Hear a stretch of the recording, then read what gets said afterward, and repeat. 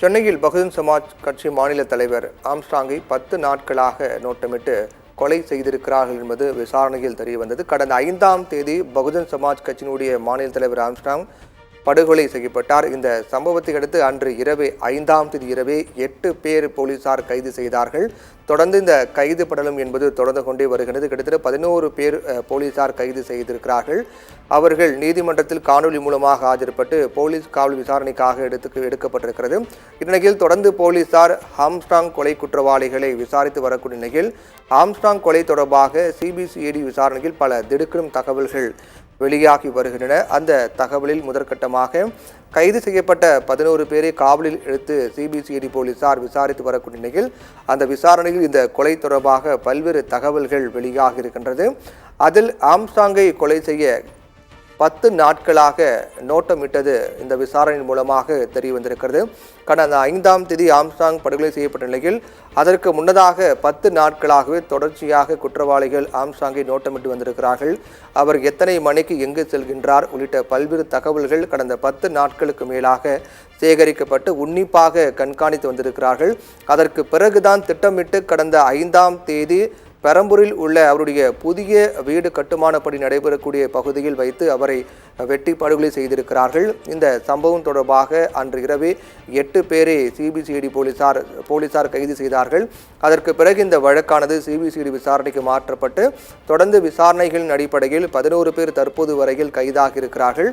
இந்நிலையில் அவர்களை காணொலி மூலமாக பாதுகாப்பு காரணங்களை கருதி காணொலி மூலமாக நீதிமன்றத்தில் ஆஜர்படுத்திய போலீஸ் காவல் எடுத்து விசாரிக்க அனுமதி கோரினார்கள். குறிப்பாக இந்த 11 பேர் விசாரித்தால்தான் ஒவ்வொரு குற்றவாளியினுடைய பின்னணி என்ன நோக்கத்துக்காக அவர்கள் ஆம்ஸ்ட்ராங்கை கொலை செய்தார்கள், இதில் யாருக்கெல்லாம் தொடர்பு உள்ளது, ஒவ்வொருடைய பங்கு, இந்த கொலையில் ஒவ்வொரு குற்றவாளியின் பங்கு என்ன உள்ளிட்ட தகவல்கள் தெரியவரும் என்ற கோரிக்கை வைத்து போலீஸ் காவலில் எடுத்து விசாரிக்க அனுமதி கோரப்பட்டது.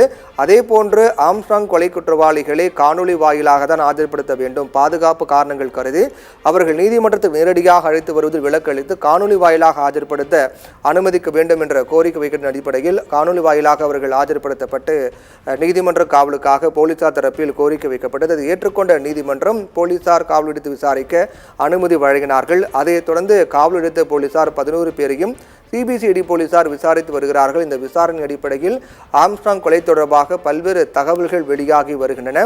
அதில் மிக முக்கிய தகவலாக பார்க்கப்படக்கூடியது கடந்த 5ஆம் தேதி ஆம்ஸ்ட்ராங் படுகொலை செய்யப்பட்ட சம்பவத்திற்கு முன்பாகவே 10 நாட்களுக்கு மேலாக நோட்டமிட்டு வந்திருக்கிறார்கள் குற்றவாளிகள்.